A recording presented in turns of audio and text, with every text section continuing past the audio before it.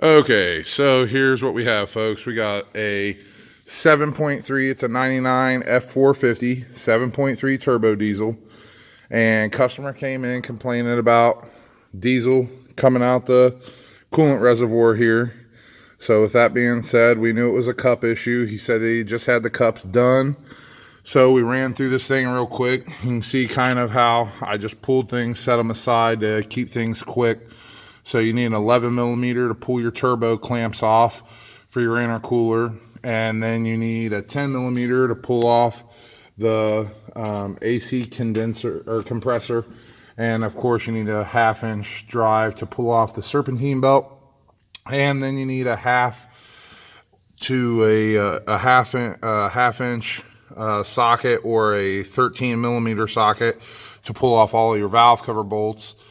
And once you pull your valve cover and you pull your valve cover harness, then you need an 8 millimeter or 5/16 to pull this rear bolt that holds the injector in. Once you do that, you flip the lock forward and pry your injectors out. Once you pry your injectors out, you hook up your coolant pressure tester.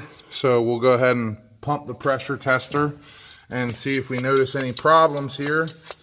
And you'll notice as we build pressure that the problem becomes apparent that this cylinder here, cylinder number 5, has an issue to where the coolant is leaking past the cup, which means when the truck is running that the fuel pressure is higher than the coolant's pressure. So the diesel pressure will press back into your overflow and then it'll cause a leak, and you can come in and see kind of how this reservoir is swollen, even though it's a new reservoir. And with that, you know, prolonged problems of diesel being in your cooling system, it'll rot out your hoses, your O-rings, so on and so forth.